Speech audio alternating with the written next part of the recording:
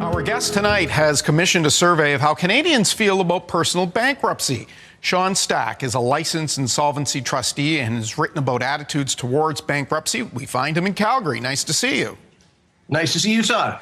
We're going to bring up some numbers here, Sean, and I'm going to get you to talk about them. There is definitely a stigma around the issue, especially here on the East Coast, and I'm interested by what you thought of these numbers that show how people feel about those who declare personal bankruptcy.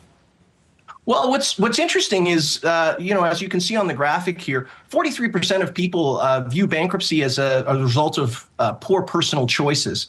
And what's interesting is that the actual fact of the matter is it's never one choice in itself. It's sort of a slippery slope. And there's been an increase in bankruptcy happening right now. Actually, it's the largest first quarter increase in bankruptcy since 2009.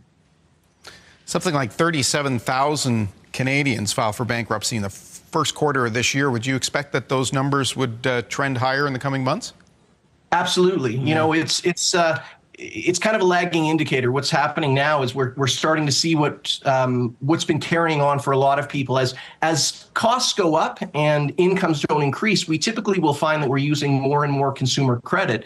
And a lot of times what people are focusing on is not so much the total debt owing, but how much is actually payable. And as interest rates climb, things get a little more and more out of hand. $1.77 owed by Canadians in debt for every dollar made. Yeah, and what's interesting is it's sort of like when you take a frog and you dump it into boiling water, it hops out.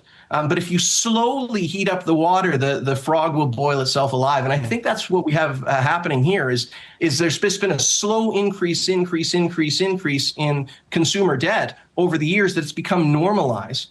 Unfortunately, Todd, what hasn't become normalized is the idea of filing insolvency when you get in over your head. Yeah, I was going to ask you that. Why do you think there's this? Why do you think bankruptcy garners such negative reaction? Well, I think two reasons. One is that we don't really understand it, right? So we tend to look at someone else and we think, well, they're living a lavish lifestyle. Kind of like the report shows there. 43% think that it's poor personal choices. But really, when it comes down to it, when it comes to the people we love and the people we know, typically we don't judge them the same. It's the old analogy of walk a mile in someone's shoes. We tend to not want to walk in the shoes of someone that's insolvent, which means you're unable to pay your debts as they become due, because if we start to talk about that with someone, we tend to think that person wants to borrow money from us. And so we don't have a sort of support network around having that kind of conversation. That's why I wrote this book, Beyond Material Salvation, and I commissioned the survey.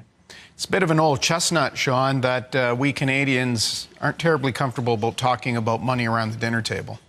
No, and it's one thing that's interesting is that money is our pastime. So we go to work, we get money, and we don't even like to talk about that. Credit is our future time because it's our future money. So what we're doing is we're pledging our future income for generally what our present desires are, or in these tight times like we have now, just our basic living expenses are getting so crushed in together here, Todd. Is bankruptcy as a tool to get back on your feet generally misunderstood? 100%. Bankruptcy is you have to be insolvent. So what insolvent means is you're unable to pay your debts as they become due.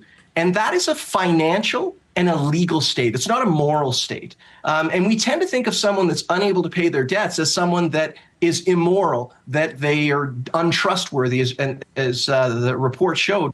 37% of people even look at it as a loophole. But it's in fact, in order to have a successful running economic system like we have here in Canada, a capitalist system, we need to have that corrective of bankruptcy to allow people to get out from the crushing burden of the debt. Does views of bankruptcy change between generations when they're surveyed? Absolutely. The younger folks, the Gen Zs, they're a little more understanding, a little less judgmental of the boomers. And I think what that comes down to is they've actually grown up in an era where a lot of things, the opportunities that are available to them were not the same as the generations before. So they're more used to buying things on credit and carrying that debt and high student loans and things like that. So the idea of saying, hey, I deserve a financial reset, it's a little more acceptable with the younger folks.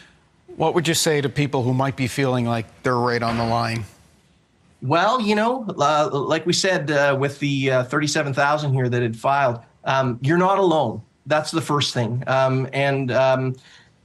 Again, like I said, bankruptcy or insolvency is it's not a moral state, it's a financial one. So we have people within the community that allow you to restructure and get back on your feet. We are defined not by our past, we're defined by our present and what we're shaping up and focused on in the future. And so when we get to this dark place where we're owing this money, we sometimes lose thought of what our future is. And your future can be taken back. It doesn't have to always be repaying your past. You just need to reach out to the right party and have that discussion. We talk about that in my book. Sean Stack, thank you very much. His fascinating numbers and the reasoning behind it. Certainly appreciate your time tonight. Glad to be here, Todd.